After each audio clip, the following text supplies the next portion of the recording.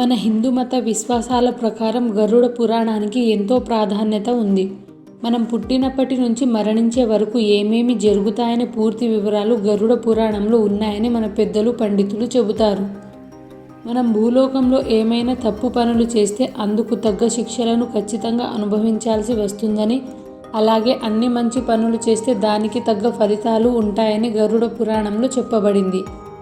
ఇది మాత్రమే కాదు, మనం మరణించిన తర్వాత ఏం జరుగుతుంది, మన ఆత్మ ఎక్కడికి వెళ్తుంది అనే విషయాలు కూడా గరుడ పురాణంలో ఉన్నాయి. ఈ గరుడ పురాణం ప్రకారం మనం బతికి ఉన్నప్పుడు మనం చేసే పనుల మీద మనం స్వర్గానికి పోతామా లేదా నరకానికి పోతామా అన్నది ఆధారపడి ఉంటుంది. మరి ఎలాంటి వ్యక్తులు నరకానికి పోతారు, ఎలాంటి పనులు చేస్తే నరకంలో శిక్షలు విధిస్తారు, ఎలాంటి శిక్షలు విధిస్తారు, అసలు నరక నగరం ఉందా, ఉంటే ఎక్కడుంది, నరకం ఎన్ని రకాలు, ఇలాంటి ఇంట్రెస్టింగ్ విషయాలను ఈ వీడియోలో తెలుసుకుందాం. గరుడ పురాణం ప్రకారం ఎవరైనా మరణించిన తర్వాత వారు కొత్త ప్రయాణాన్ని మొదలు పెడతారు. ఎప్పుడైతే ఒక మనిషి చనిపోయిన తర్వాత వారి ఆత్మ శరీరాన్ని వదిలి ప్రయాణం మొదలు పెడుతుందో వారికి అంటే ఆ ఆత్మకి 3 రకాల మార్గాలు ఉంటాయి. అదెలా అంటే చనిపోయిన వారు ఏ మార్గంలో వెళ్ళాలన్నది అతను చేసిన కర్మలే నిర్ణయిస్తాయి. ఆ మార్గాలలో మొదటిది దేవలోకం అంటే బ్రహ్మలోకం, రెండవది భూమి మార్గం, ఇది పితృలోకానికి మార్గం, ఇక మూడవది వినాశ మార్గం. ఈ వినాశ మార్గమే నరకానికి తీసుకెళుతుంది. భూలోకంలో ఉండే బావులను, చెరువులను, ఇతర నీటి వనరులను ఎవరైనా పాడు చేసినా లేదా కలుషితం చేసిన వారు ఖచ్చితంగా నరకానికి వెళ్లాల్సిందే అని గరుడ పురాణంలో చెప్పబడింది. అలాగే తమ జీవిత కాలంలో ఒక్కసారైనా భగవంతుడిని తలుచుకొని వారిని, అందులోని పరమేశ్వరుడిని, విష్ణువు గురించి స్మరించుకోకుండా ఎవరైతే ఉంటారో వారికి నరక మార్గం తప్పదు. మనలో ఎవరికైతే మనసులో అత్యాశ ఉంటుందో, ఎల్లప్పుడూ ఇతరుల ఆస్తి సంపదపై కన్ను ఉన్నవారు నరకానికి వెళ్తారు. ఇతరుల లోపాలు అదే పనిగా వెతికి వారిని ఇబ్బంది పెట్టేవారిని, ఇతరులను చూసి అసూయపడే వారంతా నరకానికి వెళ్ళక తప్పదు. మత గ్రంథాలను ఖండించి లేదా విస్మరించే వారికి నరక మార్గం ఎల్లప్పుడూ ఆహ్వానం పలుకుతోంది. అనాథ పిల్లలను గౌరవించరో, అనారోగ్యానికి గురైన పెద్దలను పట్టించుకోకుండా ఉండేవారు, తమ పిల్లలు, భార్య, సేవకులు, అతిథులకు ఆహారం ఇవ్వకుండా భోజనం చేసేవారు, ఇలాంటి వారంతా కూడా నరకానికి వెళ్లాల్సి వస్తుందని గరుడ పురాణంలో చెప్పబడింది. అలాగే పితృదేవతలను ఎవరైతే పూజించరో వారు కూడా నరకానికి పోతారు. అయితే పితృదేవతలను ఎవరైతే పూజిస్తారో అలాంటి వారికి నరకం నుంచి విముక్తి లభిస్తుంది. ఎవరైతే ఆకలితో లేదా దాహంతో ఉన్న వారికి సహాయం చేయకుండా వారిని హేళన చేసే వ్యక్తులు, తప్పుడు సాక్ష్యాలు చెప్పడం, మహిళలను హత్య చేయడం, అబార్షన్ చేయించడం, ఆత్మహత్యాయత్నం వంటి ప్రయత్నాలు చేసిన వారంతా నరకానికి వెళ్తారని గరుడ పురాణంలో చెప్పబడింది. అలాగే ఆడపిల్లలకు మాయమాటలు చెప్పి వారిని మోసగిస్తారో వారు కూడా నరకానికి వెళ్లాల్సిందే. మానవుడు భయపడే లోకం నరకం. కర్మ సిద్ధాంతం నమ్మే వారికి ఇదొక భయంకరమైన లోకం. ఇక్కడికి పోతే చాలు, వారు చేసిన కర్మలను బట్టి రకరకాల శిక్షలు విధిస్తాడు యముడు. యముడు ఈ నరక లోకానికి రారాజు. భూలోకంలో మనుషులు తమ క్షణిక సుఖాల కోసం అనేక దుష్కర్మలను చేస్తారు. ఈ దుష్కర్మల ఫలితంగా మనిషికి మృత్యువు తర్వాత భోగదేహం ప్రాప్తిస్తుందని మన పురాణాలు చెప్తున్నాయి. ఈ భోగదేహం 2 రకాలు. మొదటిది సూక్ష్మదేహం అంటే ఇది మనిషి ఆచరించిన సత్కర్మల ఫలితంగా కలిగే సుఖాలను అనుభవించడానికి స్వర్గాది ఊర్ధ్వలోకాలకు చేరుతోంది. రెండవది యాతన దేహం అంటే ఇది మానవుడు చేసిన పాప ఫలాలను నానా విధాలుగా అనుభవించడానికి నరకాది లోకాలకు చేరుతుంది. చనిపోయిన తర్వాత వెంటనే కొత్త దేహం ధరించడం వీలు కాదు. కొత్త దేహం ప్రాప్తికి ముందు జీవి మనోమయ, ప్రాణమయ దేహం చేత సుకృత, సుఖదుఖాల ఫలితాలను అనుభవించవలసి వస్తుంది. మరి మన ఆత్మ నరక లోకానికి ఎలా వెళుతుంది, ఎప్పుడు వెళుతుంది మీకు తెలుసా? ఒకే ఒక్క క్షణం శరీరం నుంచి ప్రాణం వెళ్ళిపోయింది. వందల కొద్ది తేళ్లు ఒక్కసారిగా కుట్టిన బాధ, ఏమి చెయ్యలేని అసమర్థత, ఒక్కసారిగా అంతా నిశ్శబ్దం. మనిషి చనిపోయాడు, ప్రాణం వెళ్ళిపోయింది. ఆ తరువాత ఏం జరుగుతుంది అనే ప్రశ్న అందరిలో ఉంటుంది. మనిషి చనిపోయాక ఆత్మ శరీరం నుండి బయటకు వచ్చిన మరుక్షణమే రెడీగా పొడవాటి జుట్టు, భయంకరమైన ఆకారాలతో పాశం పట్టుకొని యమదూతలు ఆత్మని తీసుకెళ్లేందుకు సిద్ధంగా ఉంటారు.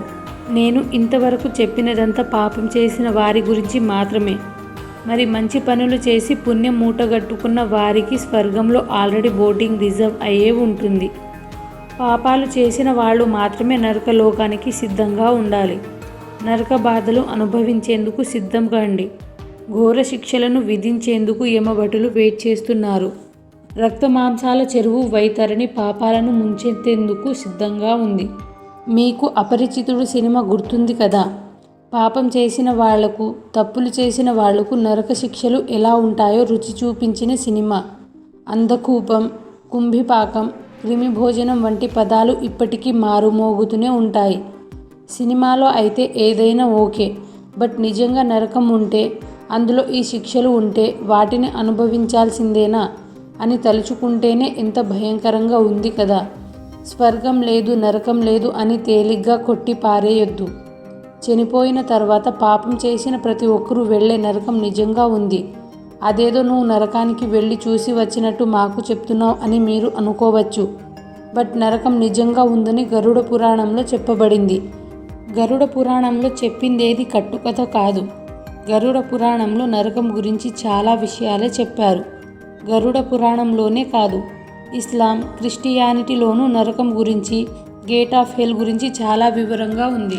నరకం ద్వారాలు ఎక్కడెక్కడ ఉన్నాయి, ఎంత దూరంలో ఉన్నాయి అన్న విషయాలు ఈ గ్రంథాలలో స్పష్టంగా వివరించారు. ఈ గ్రంథాలను ఆధారం చేసుకొని చేసిన పరిశోధనలు ఇచ్చిన ఫలితాలు చూడండి. నరకం ఎలా ఉంటుందో. యమపురి, పాపులకు శిక్షలు విధించే సుప్రీంకోర్టు. భూమికి 86,000 యోజనాల దూరంలో, అంటే సుమారు మనకు 7 లక్షల కిలోమీటర్ల దూరంలో నరకం ఉంది. ఈ నరకానికి దారిలో 16 చిన్న యమనగరాలు ఉన్నట్లు గరుడ పురాణం చెప్తుంది. మనిషి చనిపోయిన తర్వాత ఆత్మ ఈ నగరాల మీదుగానే వెళ్తుందట. చనిపోయిన తర్వాత 13 రోజుల పాటు కర్మకాండ జరిగినంతసేపు ఆ ఆత్మ భూమి మీదనే ఉంటుంది. పుత్రులు సమర్పించే పిండాన్ని ప్రేత రూపంలో స్వీకరించి కర్మభాగాన్ని అందుకున్న తర్వాత 14వ రోజున యమపురికి ఆత్మ బయలుదేరుతుంది. రోజుకు పగలు రాత్రి కలిసి 247 యోజనాలు, అంటే సుమారు 2000 కిలోమీటర్ల ప్రయాణం చేస్తాడట. మొత్తం 348 రోజులు పూర్తయిన తర్వాత, అంటే సరిగ్గా చనిపోయిన 1 సంవత్సరానికి 3 రోజుల ముందు నరకానికి చేరుతాడు. మార్గం మధ్యలో 16 నగరాలను ఆ ఆత్మ చూసి వెళ్లాల్సి ఉంటుంది. 361 రోజు నుంచి 3 రోజుల పాటు భూమి మీద ఆ చనిపోయిన వ్యక్తికి సంవత్సరికం జరుగుతోంది. దాంతో ఆత్మ భూమి నుంచి అన్ని సంబంధాలతో ముక్తుడవుతాడు. నరకానికి దక్షిణం వైపున వైతరణి నది ఉంటుంది. ఇది రక్త మాంసాలతో అతి భయంకరంగా ఉంటుంది. పాపాలు చేసిన వాళ్ళు ఈ నదిని దాటి నరకంలోకి వెళ్లాల్సి ఉంటుంది. పాపికి ఇదే ఫస్ట్ హార్డిల్. ఈ నది 100 యోజనాల పొడవుంటుంది, అంటే 800 కిలోమీటర్లన్నమాట. హరించేవారు, తీసుకున్న అప్పు తీర్చని వారు, ఒకరు దాచిన సొమ్మును దొంగలించువారు, విశ్వాసఘాతకులు, విషాన్నం పెట్టి ఇతరులను హత్య చేసేవాళ్ళు వైతరణిని దాటాల్సిందే. దోషులను పొగిడేవారు, మంచివారిని నిందించేవారు, రుణగ్రస్తులను ఎగతాళి చేసేవారు, నీచులతో స్నేహం చేసేవారు, సత్పురుషులతో స్నేహం చెయ్యని వారు, పుణ్యతీర్థాలను, సజ్జనులను, సత్కర్ములను, గురువులను, దేవతలను నిందించేవారు, ఇలా ఏ తప్పు చేసినా కూడా వారు యమలోకం దక్షిణపు మార్గాన నడవక తప్పదు. పాపాలు చేసేవారు వైతరణిలో దుఃఖాన్ని అనుభవించి ఒడ్డున ఉన్న బురుగ చెట్టుకు కట్టబడి యమభటుల చేతి దెబ్బలు తింటూ ఉంటారు.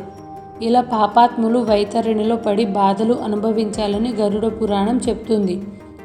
కటిక చీకటి, ఎండ, చెట్టుకు వేలాడదీసి ముళ్ళ గదతో కొట్టడం, తాళ్లతో కట్టి చర్మం ఒలిచేయడం, సలసల కాగే నూనెలో వేయించడం, క్రిమి కీటకాలే భోజనం, రక్తంతోనే స్నానం, అన్నీ బాధలే.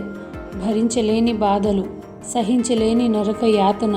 మనిషి చనిపోయాక అతను చేసే పాపాలను అనుసరించి శిక్షలు అనుభవిస్తారు. ఒక్కో నరకంలో ఒక్కో శిక్ష, ఒక్కో శిక్షకు ఒక్కో ప్రత్యేకత.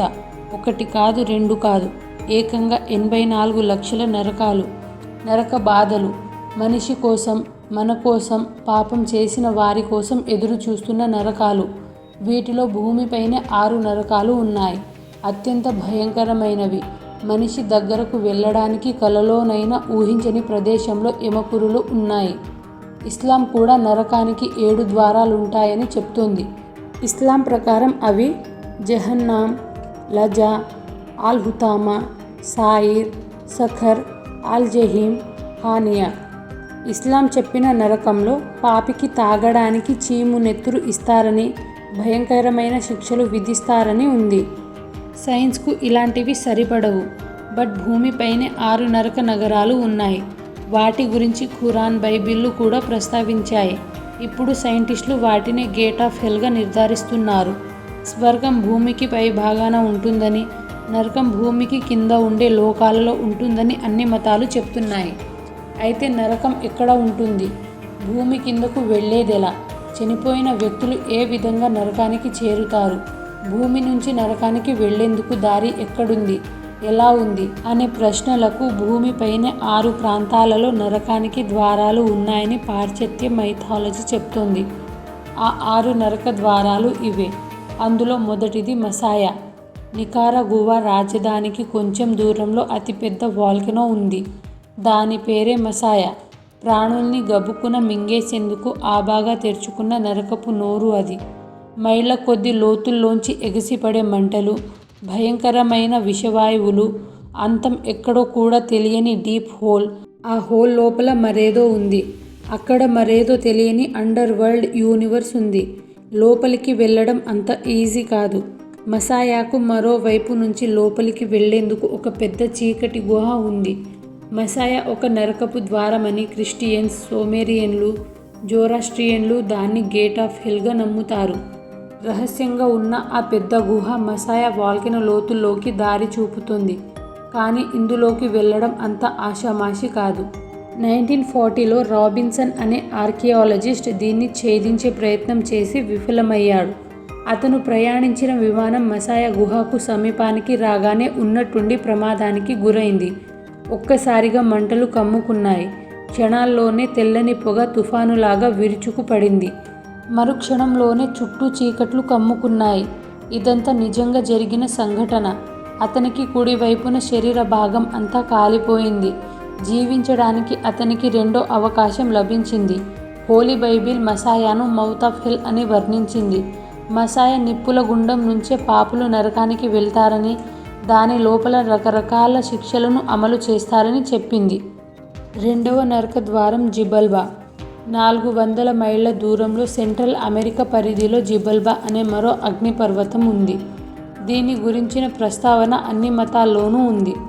ఇక్కడికి మనుషులు నీటి లోపలి నుంచి వెళ్లాల్సి ఉంటుంది. దీని లోపల మినీ గుహలు ఉన్నాయి.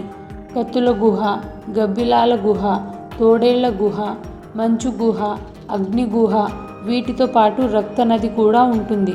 ఇదంతా మెయిన్ బైబిల్లో ఉన్న అంశాలు.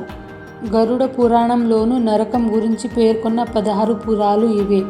ఇక్కడ ఉన్న ఎరుపు నది హిందూయిజంలో పేర్కొన్న వైతరణి అంటూ బైబిల్లోనూ దీన్ని రక్త నదిగా చెప్పారు. 7వ శతాబ్దంలో కొందరు లోపలికి వెళ్లేందుకు ప్రయత్నించి ప్రాణాలు త్యాగం చేయాల్సి వచ్చింది. జిబల్బా అగ్ని గుహలో చాలా వరకు హ్యూమన్ రిమైన్స్ కనిపించాయి. ఇక్కడ కత్తుల గుహలు, గబ్బిలాల గుహలు, పాముల గుహలు, అలాగే అతి పొడవైన వృక్షాలు కూడా ఉన్నాయి. ఇవన్నీ బైబిల్, జోరాస్ట్రియన్ మత గ్రంథాల్లో ఉండడం చాలా ఆశ్చర్యం.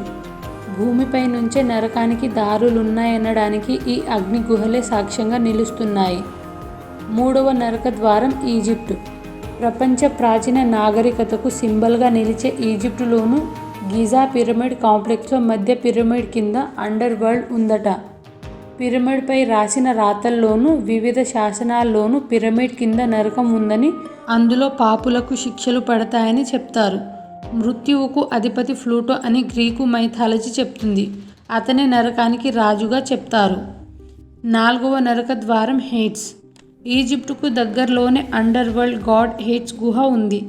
ఇందులో మృత్యుదేవత కొలువై ఉంటుందని నమ్ముతారు. ఇస్లాంలో, జోరాస్ట్రియన్ టెక్స్ట్లో కూడా హేట్స్ గురించి చర్చించారు. నీళ్లలోంచి గుహలోకి వెళ్లాల్సి ఉంటుంది. ఇంత భయంకరమైన గుహ ప్రపంచంలోనే మరెక్కడా కనిపించదు. లోపలికి వెళ్తున్న కొద్దీ వెళ్ళడమే తప్ప ముగింపు లేని గుహ ఇది. దీన్ని కత్తుల గుహ అని కూడా అంటారు. దీని లోతుల్లో మనకు అంతుబట్టని నరక ప్రపంచం ఉందని గ్రీకు మైథాలజీ చెప్తోంది. 5వ నరక ద్వారం హేక్లా. నరకానికి 5వ దారి అట్లాంటిక్ ప్రాంతంలో ఐస్లాండ్ మధ్య హేక్లా వాల్కెనో ఉంది. దట్టమైన చీకట్లో, చుట్టూ మంచు, మధ్యలో 2000 డిగ్రీల ఉష్ణోగ్రతలో వేడి ఉబికి రావడం హేక్లా బీభత్సానికి నిదర్శనం. 6వ నరక ద్వారం సెలం. సెలం అగ్నిపర్వతాన్ని కూడా మరో నరక ద్వారం అని అంటారు. దట్టమైన అడవి మధ్య ఉన్న ఈ వాల్కెనో లోపల ఉన్నదేంటో ఇంతవరకు అంతుబట్టలేదు. వాల్కెనో చుట్టుపక్కల వెళ్ళడం ఇప్పటి వరకు ఎవరికి సాధ్యపడలేదు. నరకంలో లక్షలాది శిక్షలు ఉన్నాయని అన్ని మత సిద్ధాంతాలు చెప్తున్నాయి. రక్త కాసారాలు, క్రిమి భోజనం, అంధకూపం, కుంభిపాకం వంటి కఠిన శిక్షలు అన్ని మైథాలజీలు చెప్తున్నాయి. మన పురాణాల ప్రకారం 28 నరకాలున్నాయి. మనం చేసే పాప స్వరూపాలను బట్టి యముడు ఆయా నరకాలకు పాపులను పంపుతూ ఉంటాడు. ఆ నరకాల పేర్లు ఏంటో తెలుసుకుందాం.